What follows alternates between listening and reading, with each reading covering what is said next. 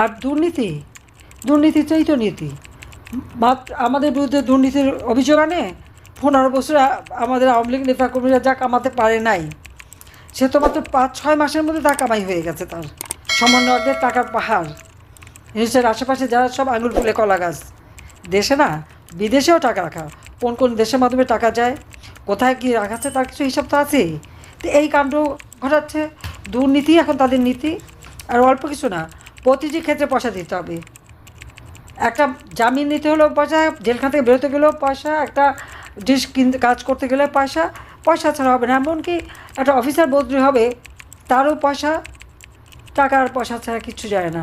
100 কোটি টাকা হয়ে গেছে, এখন 1000 কোটি টাকার স্বপ্ন দেখে ওনার সমন্বয়করা।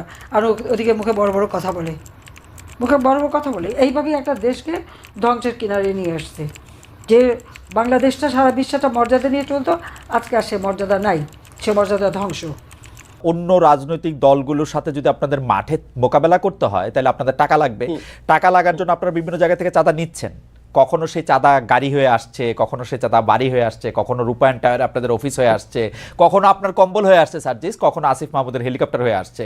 তো ওই যে চাঁদার অংশটুকু আপনারা পাচ্ছেন, সেটা পাইতে হলে আপনাদের তো কিছু না কিছু কাজ করে দিতে হবে। সেই কাজগুলিও আপনারা করতেছেন। এটা হচ্ছে আপনাদের বিরুদ্ধে অভিযোগ। যদি আপনি বলেন, বা কেউ কেউ এটা অভিযোগ হিসেবেও দেখতে চান না, কেউ কেউ মনে করেন যে এটা ঠিকই আছে, এটা নিয়ে আমরা আপনার সাথে একটু কথা বলবো। ভাই, আমি আমার জেলায় এ পর্যন্ত 8000 কম্বল দিয়েছি ভাই। এই টাকাটা কোনো চাঁদার টাকা না। এই 8000 কম্বল আমি যদি ওই মানুষগুলোর সাথে যোগাযোগ করে না নিতাম, ওই মানুষগুলো অন্য কাউকে দিত। বাংলাদেশে এরকম অন্তত কয়েক হাজার মানুষ আছে যারা প্রত্যেক বছর 10-20 হাজার কম্বল বিভিন্ন জায়গায় দেয়। আমি এর মধ্যে মনে করেন 10 জন মানুষের খোঁজ পেয়েছি বা খুঁজে বের করেছি। আমি হ্যাঁ, ওটাতে যাচ্ছি ভাই। আমি তাদেরকে বলেছি যে ভাই, আমার পঞ্চগড়ে প্রচন্ড শীত, আপনি যদি আমাকেও 1000 দিতেন, আমি আমার মাধ্যমে বিতরণ করতাম, তাহলে ভালো হতো। তারা দিয়েছেন, এইটুকুই কম্বলের বিষয়। 2 নম্বরে আসেন ভাই, রূপায়ণ টাওয়ারের বিষয়।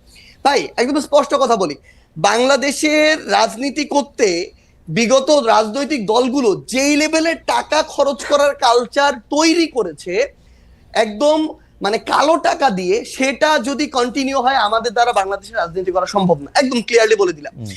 আমরা আমাদের জায়গা থেকে ভাই একটা ফাউন্ডেশন করার প্রসেস অলমোস্ট শেষের দিকে। এই ফাউন্ডেশনে ওপেন ফান্ডিং হবে দেশের এবং দেশের বাইরের। আমরা আমাদের জায়গা থেকে আমাদের ম্যানিফেস্টো তুলে ধরবো পুরো পৃথিবীর মানুষের সামনে। আমরা যদি আমাদের রাইট ট্র্যাকে থাকি, তারা ফান্ডিং করবে, যদি না থাকি তারা ফান্ডিং করবে না। এবং আপনি যে এই গাড়িটার কথা বলছেন ভাই, আমি আপনাকে বলি, আপনি যদি দেশে থাকতেন না, আপনি এতদিনে আমার অন্তত 5 দিন কল পাইতেন যে ভাই মহিউদ্দিন ভাই, আপনার তো হচ্ছে 2টা গাড়ি আছে, আমাকে একটা গাড়ি একটু 3 দিনের জন্য দেন বা 1 দিনের জন্য দেন, ড্রাইভার এবং গাড়ি আপনার, তেলটা আমি দিব ভাই। আমি ভাই লিখে দিতে পারি, আপনি খালেদ মহিউদ্দিন ভাই আপনার 2টা গাড়ির মধ্যে একটা গাড়ি একদিনের জন্য আমাকে দিতেন। এরকম আমাদের বাংলাদেশে এই অভ্যুত্থান পরবর্তী সময় হাজার হাজার মানুষ আছে ভাই, যে 16 বছর পরে একটু হাত ছেড়ে নিঃশ্বাস নিচ্ছে। এই মানুষগুলোর ওই সামর্থ্যটুকু আছে। এই মানুষগুলো এখন লক্ষ লক্ষ কোটি কোটি টাকা তাদের উপরে যে চাঁদা এভাবে চাপিয়ে দেওয়া, সেটা থেকে তারা এখন মুক্ত। ভাই আমরা না রিকোয়েস্ট করি ভাই, এভাবে ওপেনলি ভাই।